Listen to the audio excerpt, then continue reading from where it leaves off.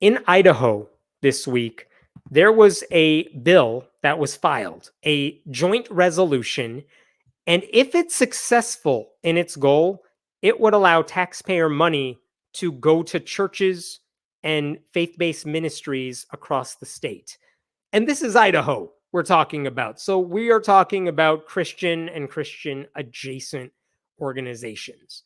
The thing you need to know before I show you the actual bill is this thing right here. This is from Wikipedia, but it's called the Blain Amendment. And basically, what the Blain Amendment is, it was a proposed constitutional amendment in 1875. And it basically said you cannot use any federal money for religious schools, for religious anything. You can't use federal money. It's very much like I know what the First Amendment says, I know what the Establishment Clause says, but let's make it clear, let's make it explicit. You can't use taxpayer dollars and send them to religious institutions. So that is what's known as the Blaine Amendment, and it failed. It did not make it into the US Constitution. However, I believe like 37 or maybe 38 states have adopted their own versions of that law ever since.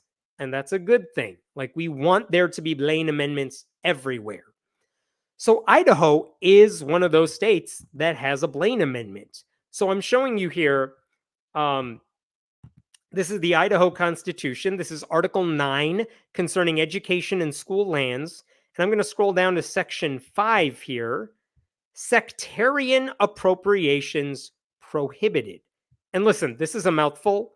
I think I'm highlighting literally one sentence here, and it's that long. But let's read through this for a second. Sectarian appropriations prohibited. No money is going to religion, okay? Neither the legislature nor any county, city, town, township, school district, or other public corporation, no government, basically, shall ever make any appropriation or pay from any public fund or monies, whatever, anything in aid of any church or sectarian or religious society, or for any sectarian or religious purpose, or to help support or sustain any school, academy, seminary, college, university, or other literary or scientific institution controlled by any church, sectarian, or religious denomination whatsoever. That is a very long way of saying if it's taxpayer money, it doesn't go toward religion. That's it. That is the Idaho version of the Blaine Amendment. There is one exception to it, and it is right down, where is that? It is this part right here. I'll highlight for you. Provided, however, that a health facilities authority, as specifically authorized and empowered by law, may finance or refinance any private, not-for-profit health facilities owned or operated by any church or sectarian religious society. Oh my God, that's a mouthful. All it's saying is, if there is, say, a Catholic hospital in the area, and the government says, like, hey, that's our only hospital, we do want to support that, that's an exception to the rule. Okay? Fine. If that's all you got, I'm okay with the government kind of supporting it, even though Catholic hospitals are a problem for other reasons. But you get the idea. Idaho, famously, Idaho, red state Idaho, has a Blaine Amendment. And that's a good thing. We should appreciate that. That section of the state constitution has been there since 1890. It's been around for a long, long time. And you know that has to bother the religious conservatives who currently dominate Idaho, because they literally have the power and the votes to funnel money to Christian institutions, but they have no legal right to do so. And so this week, there was a bill filed. Not only was the bill filed, look at the number. It's House Joint Resolution number 1. And what would it do? You could see it right down here. It would propose a state constitutional amendment to repeal the prohibition on sectarian appropriations. I'm going to show you the entire bill right here. I know that's hard to read, but Section 1 is the only part that matters here. It's right there. Again, I know it's hard to see. We'll get through this. Section 1 of 4 sections here. Section 5, Article 9 of the Constitution of the State of Idaho, B, And the same is hereby repealed. All this bill would do is take this portion of the state constitution and cross the entire thing out, basically. It would allow state dollars to go to religious institutions. Now, the process for passing something that affects the state constitution is you need 2/3 support in both chambers of the Iowa legislature, and then a majority of voters need to vote for this amendment at the next general election. But the thing is, they probably do have the votes for this to pass in the chambers. They have a Republican governor who would easily sign this bill. The question is, would a majority of voters go for it? And that's a scary thing to think about. This is a joint resolution because it was filed by State Senator Brian Lenny and State Representative Elaine Price. Elaine Price has said in a few media outlets that she basically believes the Blain Amendment has been nullified already by Supreme Court decisions. She says, let me try to explain what she was getting at. There is a Supreme Court decision from a couple years ago called Espinoza that basically said taxpayer dollars could subsidize private religious schools in Montana.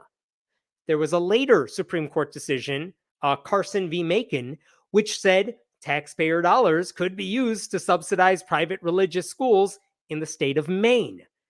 And what Price in Idaho is saying is, see, they got rid of the Blain Amendment. It doesn't matter. It basically nullifies all of our Blain Amendments, which is not true. The Supreme Court is bad, but what they did in those two cases is they carved out exceptions to the Blain Amendments in Montana and Maine. They didn't veto it altogether. They didn't nullify it altogether. So they haven't done away with it. They just said, in these situations, you're allowed to give money to religion, which is what the Supreme Court justices wanted. The only reason I guess I'm not totally dejected just yet is that they actually tried this last year. Let me show you this. This is another joint resolution from 2023. It's Senate Joint Resolution 102. And you can see from the highlighted bit here, what did this joint resolution try to do? Propose a state constitutional amendment to repeal the prohibition on sectarian appropriations. So they tried it. But this resolution in the state Senate, because the Senate has to pass it first, send it to the House, get the 2/3 votes, it didn't even make it out of the Senate's State Affairs Committee. And that's largely because lawmakers did not want to open the door to certain religious groups fighting for taxpayer dollars if they didn't like those groups. There was actually a Democrat who pointed this out. There's like 3 Democrats in Idaho in elected office. And one of them said this. John Gannon of Boise told the committee he had huge reservations about the resolution because of the capaciousness of the term religious. You can use religious to describe anything. There's about 100 different groups that claim to be religious. And if you start opening up this equal allocation of funds, it makes me very, very uncomfortable. And not that Idaho Republicans care to listen to a Democrat, but he had a point. Because if you say, yeah, religious groups are allowed to use taxpayer dollars, you know Satanists are going to jump on that. You know atheist groups may make a fight for that. You know the 3 Muslims in Idaho are going to make a fight for that. And Idaho wouldn't really have an argument to say no in some of those cases.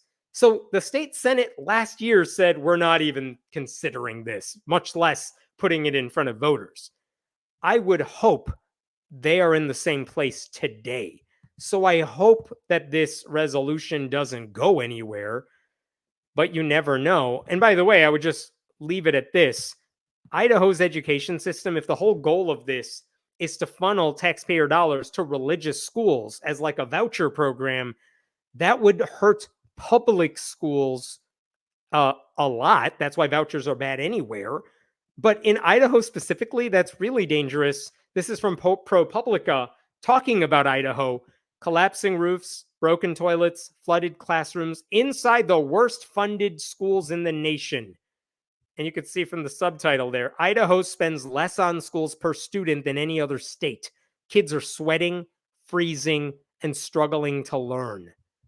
And they actually said somewhere here, no other state spends less on education per student than Idaho, according to a recent report from the U.S. Census Bureau, which surveys and ranks school finance systems. It also ranks last in the nation in terms of school infrastructure spending per pupil, a state report shows. So Idaho is not great with its public schools. I'm sure there are a handful of good ones in there, but by and large, it's not good with public schools. And what do they want to do? What do these Republicans want to do? They want to take more money out of public schools and send them to private religious schools. And the only thing stopping them is their own constitution. And so what do? They try to change the Constitution instead of maybe admitting maybe our idea isn't a good one. So it's disturbing.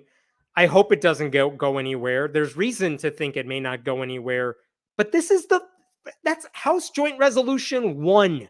This is the top priority for some Republicans in the Idaho House. That is disturbing.